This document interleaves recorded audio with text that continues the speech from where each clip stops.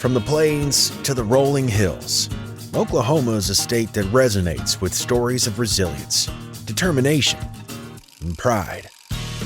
Welcome to Inside the 1581, a podcast of the Oklahoma Hospital Association.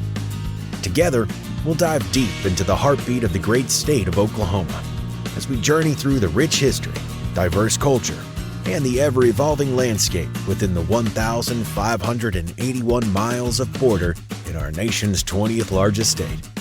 Each episode of Inside the 1581 will feature conversations with the many voices which help shape our state's future and our shared vision of improving health and healthcare in Oklahoma. Welcome to this edition of Inside the 1581. I'm Rich Rasmussen. I'm the President and CEO of the Oklahoma Hospital Association. And in this episode, we are delighted to have Melissa Kraft, who is the Dean of the University of Oklahoma Fran and Earl Ziegler College of Nursing. Welcome. Thank you. And you have the perfect corporate colors on today. We were talking about that earlier. You are all OU. What Yes. you don't see with Melissa is she's got the earrings on that goes along with it too. So thanks for joining us today.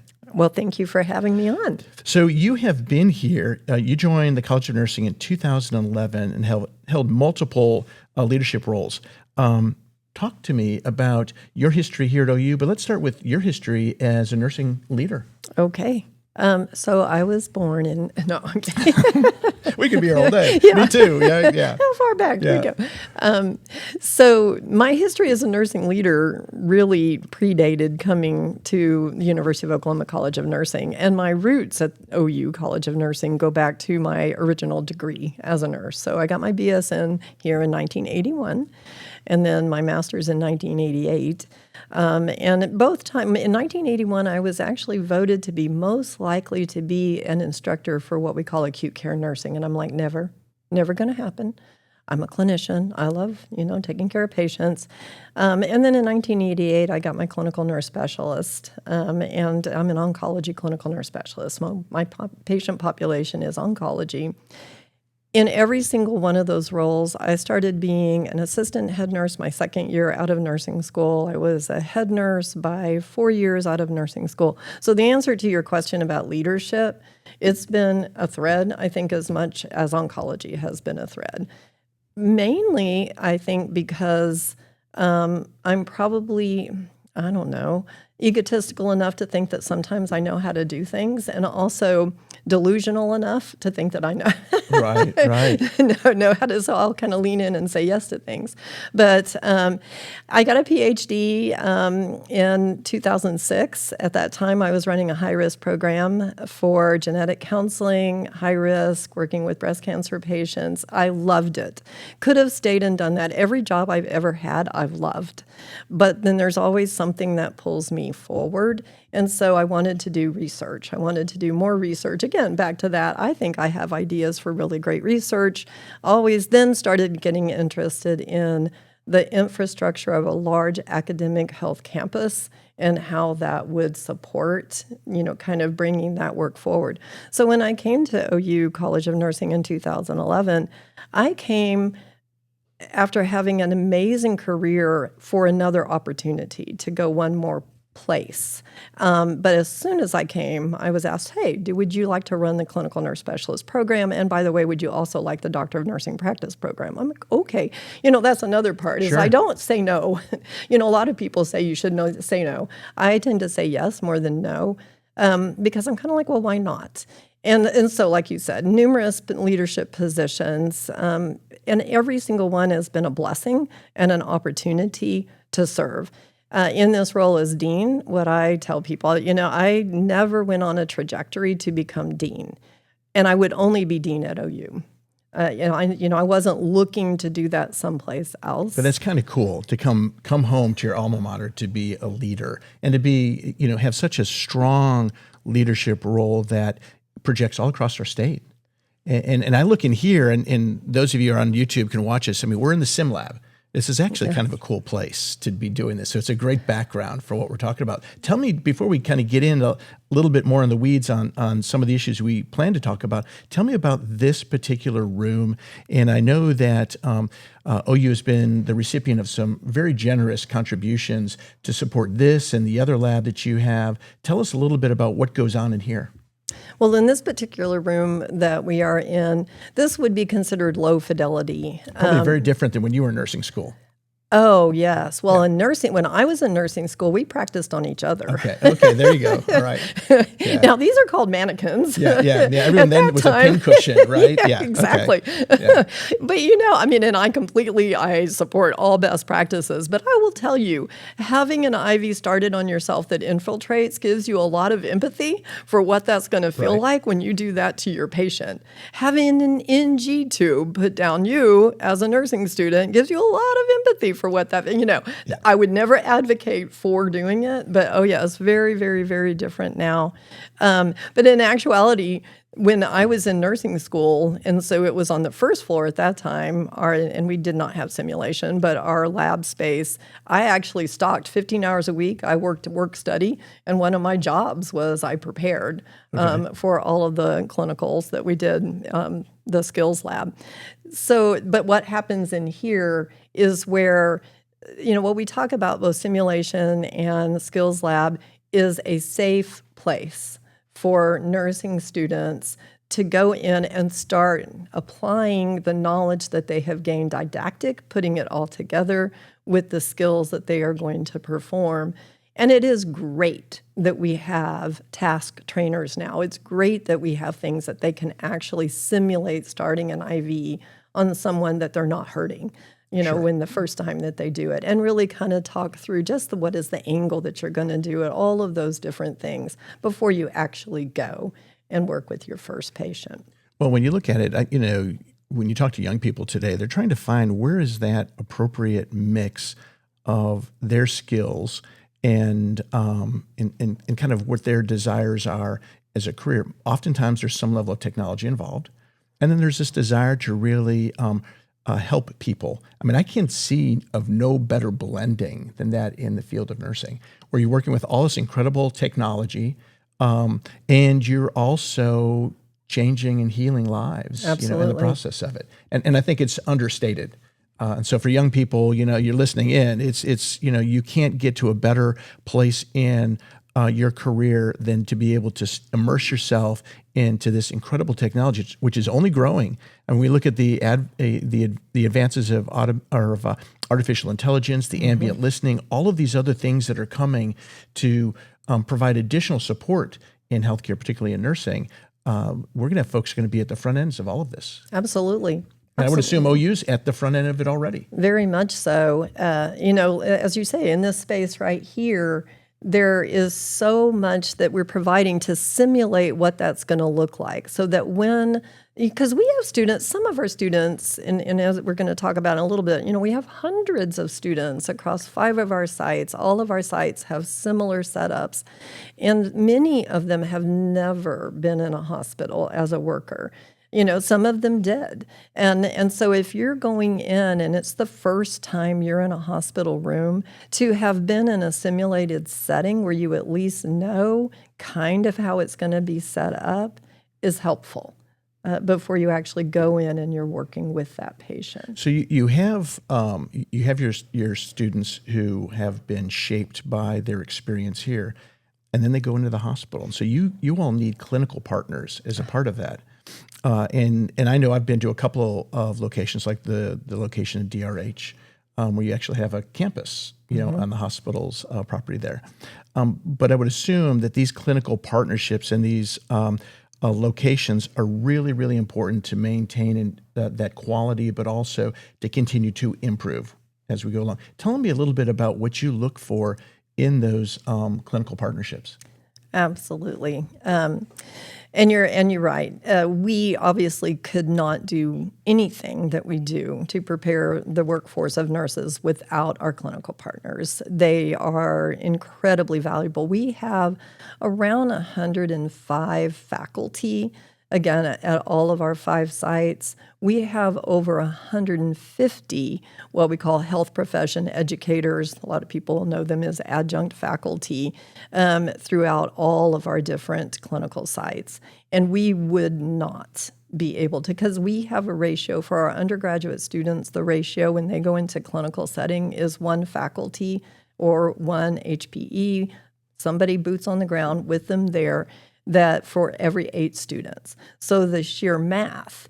And of all of our sites, we admit around 500 students per year. So as juniors to all of our sites. In Oklahoma City, we admit over 300 students incoming just on this site, and for the traditional program, and about 90 students for our accelerated student. So again, close to 400 students, junior students, just at Oklahoma City. You talked about Duncan Regional. Each site has a different number of overall students, but the ratio's the same. So our clinical partners, with having those people boots on the ground in the clinical space that work with our students, are absolutely invaluable. What's ideal in a clinical partner is someone who is as invested, and they are because they're there, but as invested in the community as we are.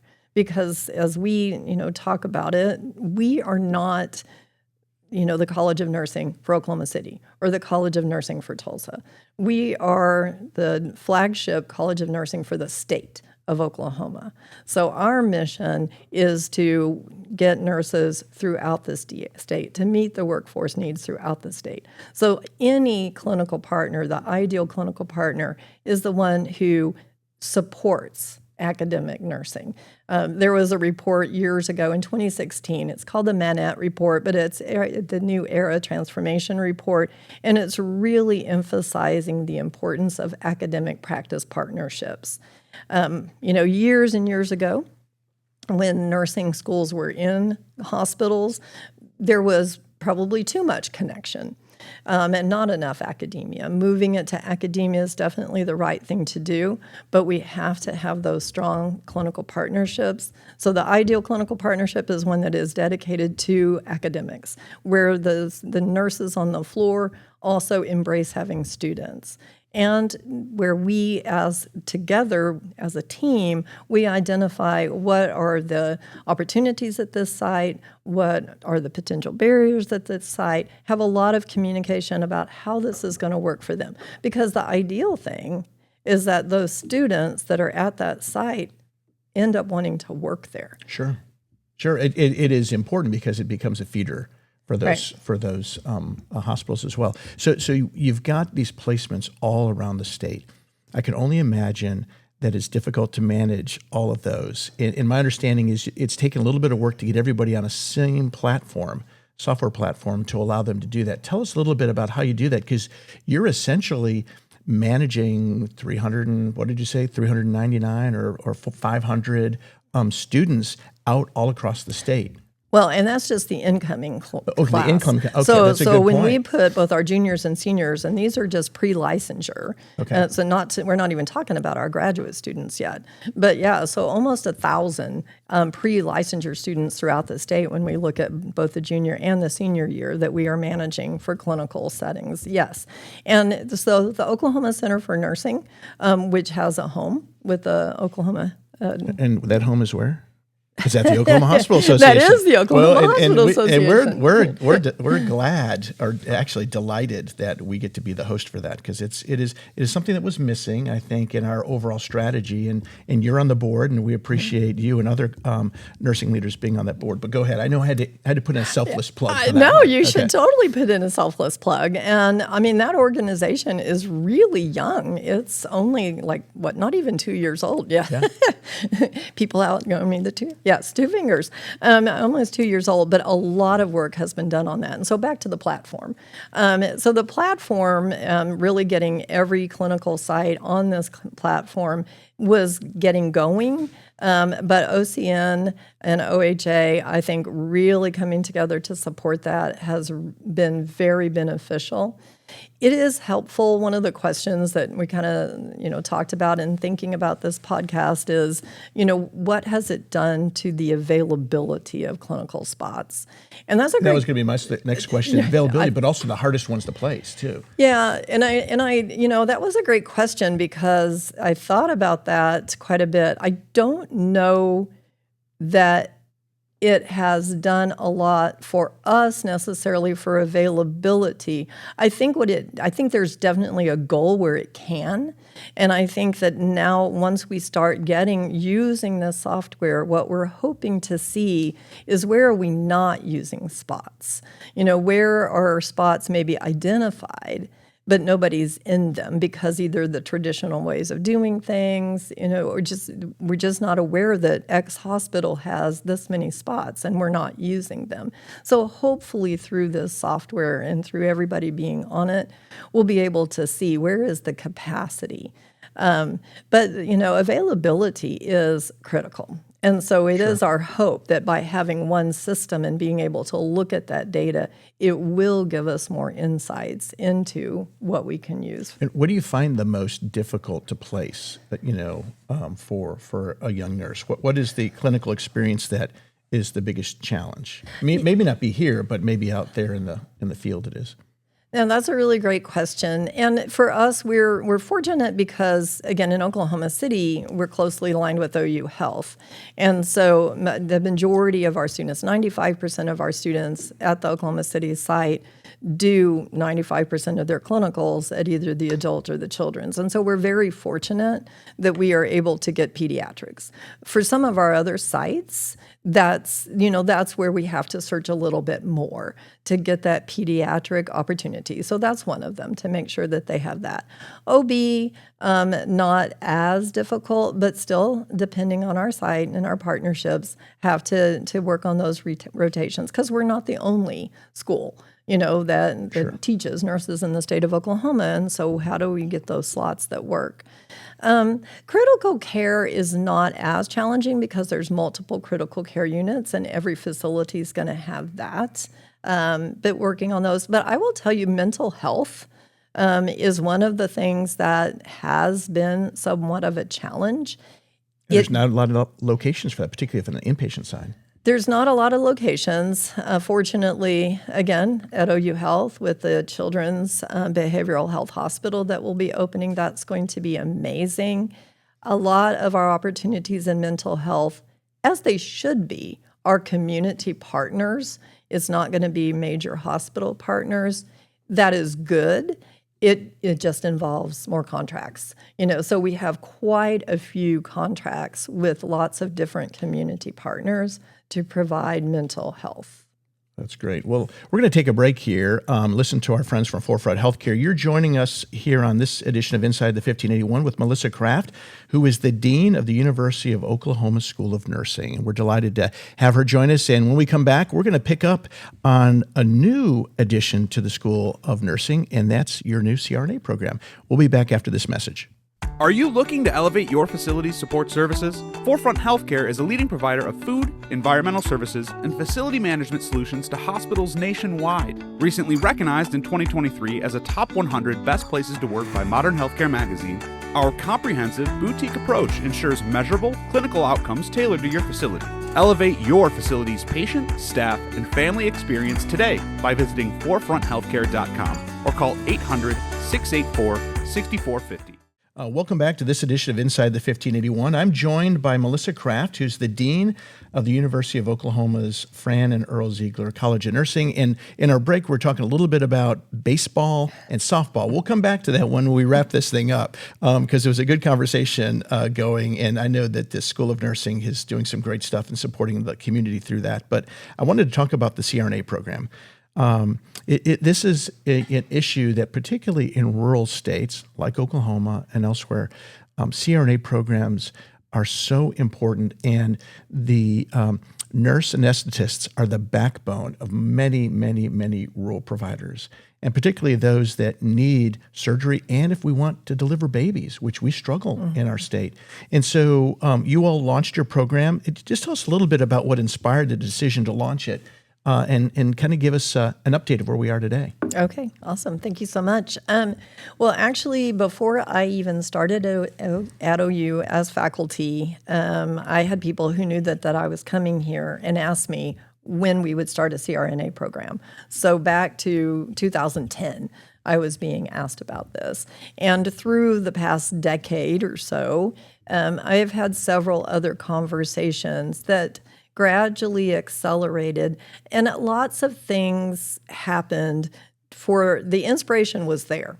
I think the inspiration for, as the flagship College of Nursing, who our mission is to meet the workforce needs of the state of Oklahoma. So I think the inspiration to start a CRNA program has been there for several years. Sometimes it takes resources and everyone to catch the dream. Absolutely. And a lot of things have to come in place. And one of the things, we've already talked about it for our undergraduate, but one of the critical things is, again, for CRNA students, they have to have over 2,000 hours of clinical. It's very specific, the types of cases that they have to have and where those cases are. They really vary because like you said, CRNAs in Oklahoma, 70% of the anesthesia that's provided, particularly in the rural areas, is provided by CRNAs.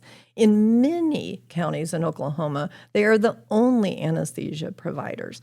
So again, being the flagship, the point is to create clinical experiences that allow them the breadth and depth of what they're going to experience. So getting all of that put together is critical to starting a program. OHA, again, was a very great partner in kind of moving this from a grassroots, we're inspired, we want to do this, to, okay, it is expensive.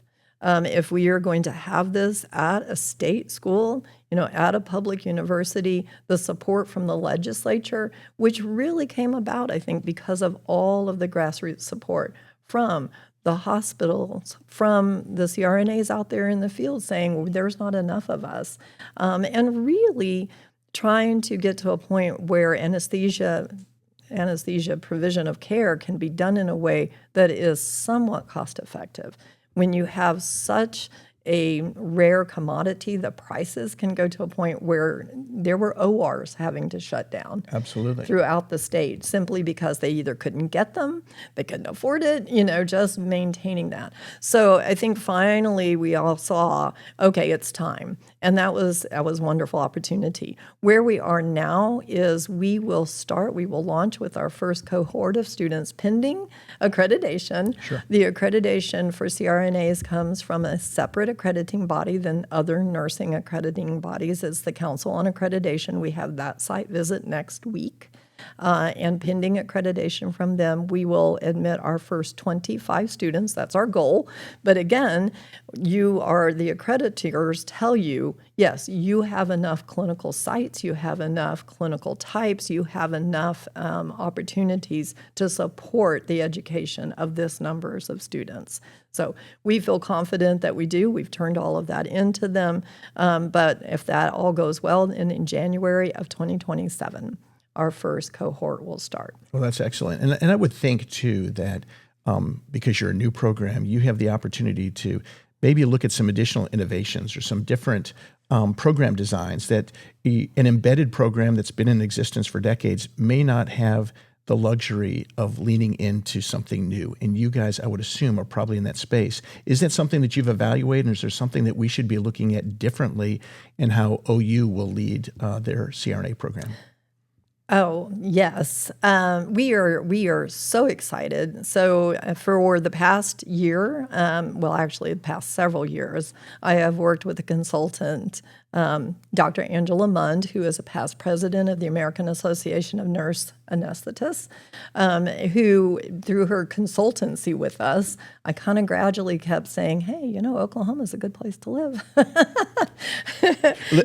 Our mantra here, I'm looking at Emily, we always tell folks, where else can you start right out of undergraduate school and have enough income to buy your first house? You can do that in Oklahoma. Right. It's very hard to do. You can't do it in Nashville where my kids are, and that's where they're reeling from. My daughter in D.C. can't do that, but you can do that in Oklahoma. Yeah. Right. So Angie agreed to come be our inaugural director of our program. And back to the question that you asked about innovation and best practices and what are we going to do different. We could do another, one of these discussions with Angie, because so many of the ideas, we talked about technology earlier. What has been shared with me is the students that tend toward wanting to be CRNAs, early on, they embrace technology. We were talking before we even started this podcast about all the toys that our CRNA students are going to have. The 3D, the virtual simulations that they're going to use that help them without having to have a human cadaver in front of you to actually know where everything is, just to have that type of virtual simulation, to be able to simulate what happens when a certain drug is given. What does it actually do to the vessels in the heart, to what the lungs are doing, to be able to see that and then apply it in the clinical setting. So we are having all of those wonderful tools. Now, is that going to set us apart? A lot of programs have that. What will set us apart is, again, our clinical partners. So having clinical partners, having tribal partners that will be working with us, having those rural hospital partners. You mentioned Duncan Regional. Duncan Regional is an all CRNA practice. And having that opportunity for our students to go, OU Health, at Children's, to have those rich clinical experience in all those diverse places is going to be phenomenal. Well, and it clearly is. I mean, if you look at rural healthcare, one way to sustain them is to have some level of surgery, and you can't do it without anesthesia. Mm-hmm. And certainly you need surgeons, yes, you do, but you have to have anesthesia too. And the same thing can be said for obstetrical services. So as we go forward as a state, it's really important that we continue to give the resources to university to grow this, because it's the only way that we're going to have that pipeline, to create some sustainability of these rural hospitals, which takes me to another question, because you mentioned tribal. And, one of the concerns that we've voiced is in the area of, some of the student loan restrictions that have been placed. And I know for nursing, certainly, we were all disappointed that the Department of Education viewed nursing as not a professional degree. So therefore, the nurses are restricted to the maximum amount they can borrow for federal subsidized student loans is $100,000. Even that for physicians, it's $200,000. There's not a lot. There's not a lot there to be able to pay for education because it is expensive.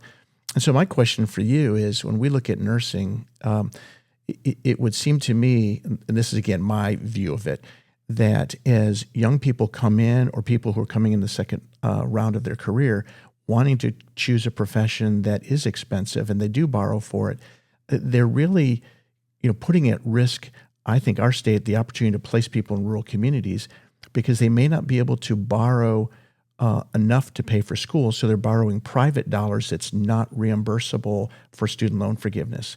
And so in critical access hospitals or in our tribal communities or the VA, where those organizations rely on students that come in and want to work off their student debt, and then they stay, which is an awesome thing. That's a real concern that we have, and I'm just kind of curious if the university has thought about how that could be a restriction too. Oh, yes. We have thought about it for sure. There's lots of views, like you said, on the original definition. But really where we are, I think, is a great place where you've taken us is, okay, well, this is what we have. What do we do now? And what we are doing is multifactorial. Two things. One of them, you talked about having somebody go to the rural area, go to the underserved areas. What is going to potentially get them there? Well, one of the things that can get them there is if those facilities grow their own, so to speak. Right. And so I have several conversations with our clinical partners, with anyone that wants to have a conversation. Nurses, what we're seeing is quite a few people being interested in going into nursing school now because they want to be CRNAs. Now, not all of them are going to be, Right. able to be CRNAs, or really, as they find out, what it takes, it's going to be attractive to them. But that is one way to start that pipeline. And if that pipeline starts in your hospital, if you have, because they have to have critical care experience.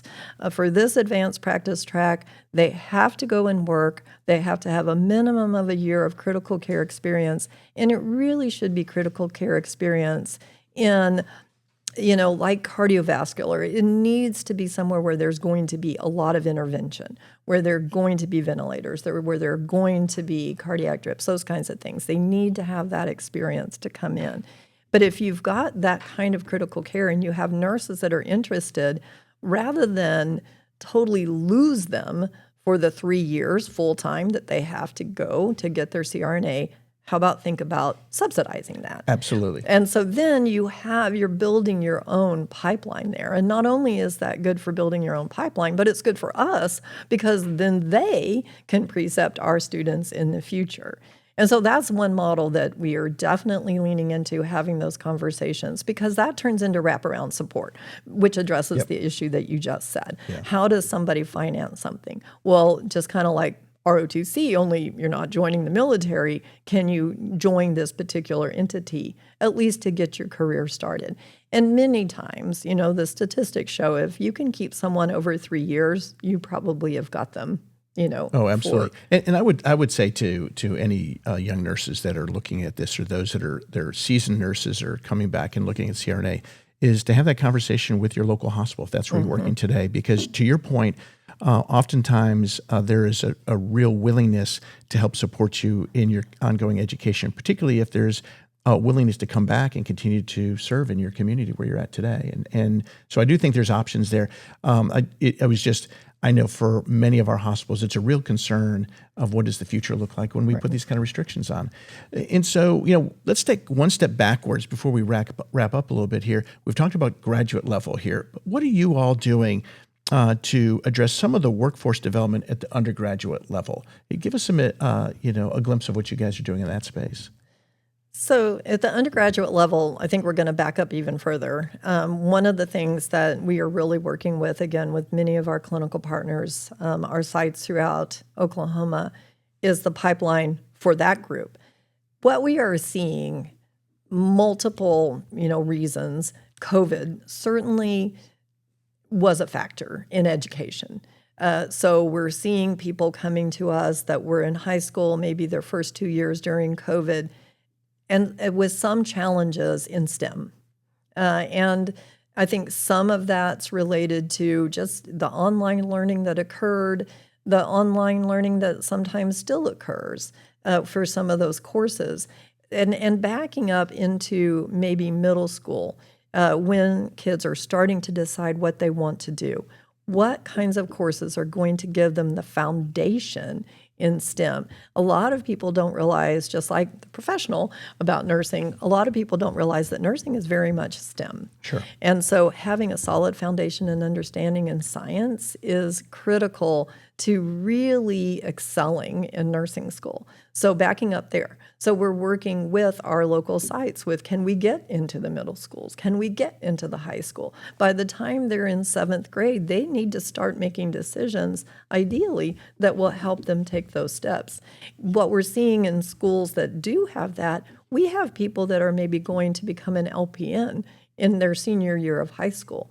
Then they're getting that foundational knowledge that they need to make nursing school much more efficient for them and feel much more competent as they're going into nursing school, and then maybe building that career toward the CRNA or other advanced practice roles. So if you've got someone, I can have one in mind. Alex knows somebody that I have in mind that started off in the finance field, then felt a calling into nursing. I'm looking at her; she's shaking her head. So when we look at someone who has completed a degree, right, and maybe they decide, this isn't what I was hoping for, whether it was in finance or maybe it's in marketing or what have you.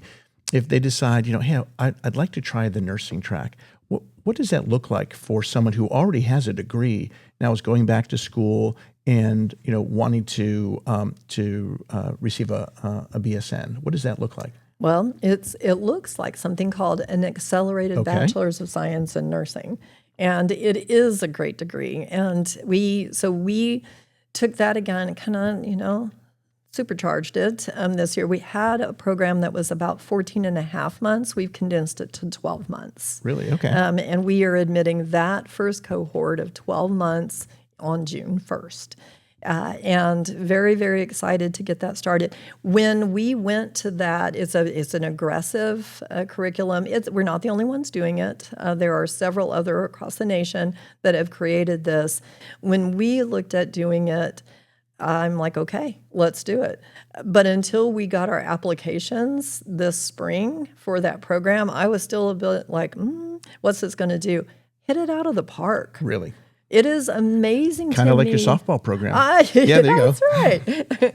I'm surprised. I'm like, oh, okay, 14 and a half months wasn't fast enough. Let's do it in 12. But I think that's indicative of that population. So these are people, like you said, they already have a degree. Many of them have families, they have kids, they have responsibilities. I think they can see a path where they can sort of pause for a while. But 12 months seems better than 14 and a half months.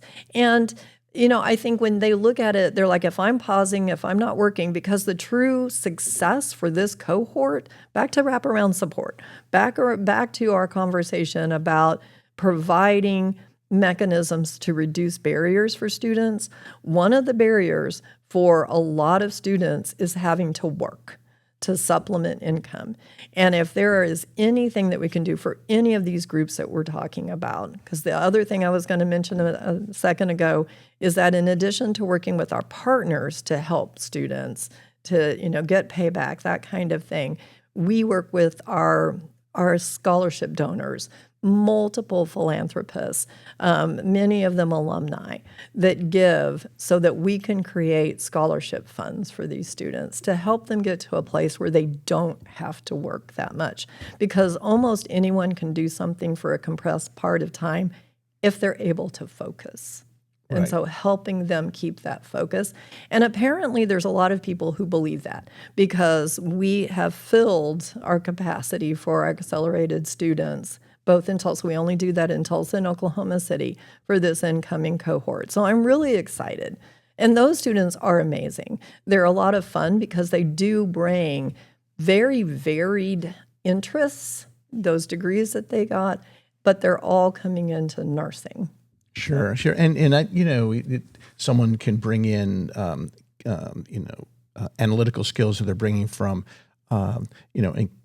being involved in computer science at some level. They're bringing in marketing skills, so they have different ways in which to approach HR. And so that kind of begs the question of what do you see as the future of nursing? I mean, to me, and I'm a big, I would almost argue an evangelist when it comes to this issue on nursing, because it is the one place I think in our entire economy where you're probably not going to get replaced by AI. Your work will actually be enhanced by it because you'll have more time to spend with patients. And so when you look at it, if you step back, not only in your career as a nurse, but lean forward as a nursing education leader, how do you see the field of nursing, say, over the next decade or two? Such a great question. I think you're absolutely right. And I have told people, I just told a group of students recently that the same thing, that there are many occupations, several in healthcare, that may be replaced, if not completely, partially by AI. Nursing is projected to never do that. And the reason, for some of our students, they do, back to the skills lab, they feel their first IV is amazing. They are into the skills. The reason why nurses will never be replaced is none of those skills. It is the skills where you sit down and you hold that patient's hand. Mm-hmm. When you are there for those moments where they're scared, where they're sad, where maybe they're celebrating, all of the different things. You are there and you are watching everything that's happening with them with the knowledge of everything that's happening at that physiologic level, but also the intent to take care of the emotional level, just the whole what is going on with this patient. That is the nurse's role. And those skills we have found, particularly again with COVID. So you're saying what's happening in the next 10 years? There's a pendulum swing and everything. Technology is really, really, really important. You talked about it. What's never going to go away is for people to feel like they're cared for. Absolutely. And that relationship building is a skill in and of itself. And what we have seen, one of the sims that we have brought is how to talk. There's so many conversations that I have with faculty that are saying our students go into rooms and they don't know how to talk to the patient. And it's not their fault.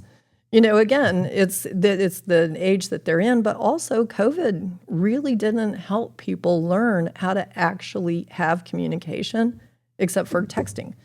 And so just that connection. So where do I see nursing in 10 years? I think that the pendulum will kind of move back to caring and connection and relationship, and the advocacy of what nurses do can never go away. Because if it did, we would be replaced. That is the element. That's the reason why we've been voted the most, trusted profession for every year except for 9/11, because people feel heard and seen. And that is a tremendous skill. I agree. And I think the automation will free nurses up to spend more of those really important interactions with patients. Absolutely. Because, a family member passes or new family members brought into the world. You're right. They're at both continuums of that emotion. And it's very important that we continue to have those connection points. And you're right, it's not going to come by talking to Claude, at the bedside. It's not. So we're going to wrap this up, but we have to talk a little bit about sports. You teased it out while we took a break. And so I'm a Florida State fan, OU fan. I must confess that my father-in-law was a coach at OU back in the 70s before he left to go to Florida. And so we watch both. Except when we play against each other. But we do have really good, our baseball teams and our softball teams are doing very, very well. And that got us into a conversation that you mentioned about the support that our nurses are doing, our nursing students are doing to a number of community endeavors. Tell us a little bit about that as we wrap this conversation up. Yes, we were talking. So I'm a huge sports fan too. And so I was like, hey, can this be like ESPN Sports? We could have done it, yeah. So that's how we got started into sports. I don't think they have water in their cups, though. Some of them I've watched. I wonder about that. I don't know. Yeah. But so one of the coolest things that I shared at the break is that before being dean, I was the associate dean for clinical affairs, outreach, and practice innovation. And that really means that a lot of the faculty in the College of Nursing still practice. I still practice. And so in looking at those community partners and what kind of practices they needed, one of the practices that I had the opportunity to start was with the Pride of Oklahoma. With the marching band. And so what they recognized is that they didn't have anyone connected to them to be watching those students. They carry a lot of weight, they're in the heat, they're doing all of this kind of stuff. So we have a contract to provide that care for the Pride of Oklahoma during practices, during games, away games, all of that. Several of our advanced practice faculty, and we have students that have done this as well with us. We're in our third year, and because I am a huge OU fan, it is just truly one of the coolest things, and it's an example of what happens. It's a reason why I said I came to OU. I would never gone anywhere else to be faculty. I wouldn't go anywhere else to be dean, but the opportunities to collaborate across a huge enterprise and to bring things like that to bear by working with your partners is tremendous here. And it is a great thing. And what we've seen is less of those band students fainting, during games. They come prepared. They now know that eating is important, and it's not just us. It's the whole group of people. It's the wraparound. But that's what happens when people get together and talk about what do we need and how do we make it happen. Do they let you march out on the field?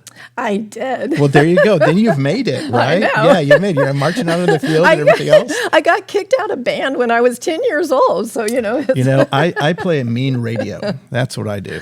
So, well, we've just been delighted to have this conversation here on this episode of Inside the 1581 with Melissa Kraft, who is the Dean of the University of Oklahoma's Fran and Earl Ziegler College of Nursing. Enjoyed it very much. Yes, it was a great conversation. We could keep going, but Alex is giving me one of these things that we're running long, and I know we already have run long.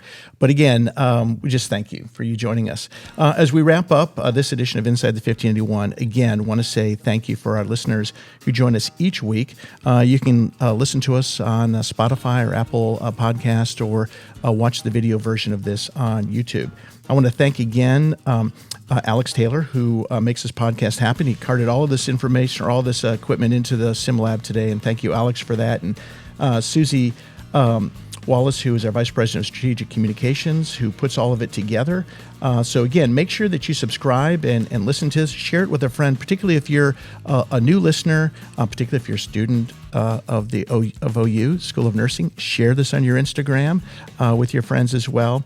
I just also want to take a pause here and also mention once again that the music that we're using is from the track Gunslinger by Ends of the Earth. We appreciate being able to use their music for all of our background sound here of Inside the 1581. Listen in again. We'll be dropping another episode of this in 2 weeks. Until then, again, thank you for joining us of this edition of Inside the 1581.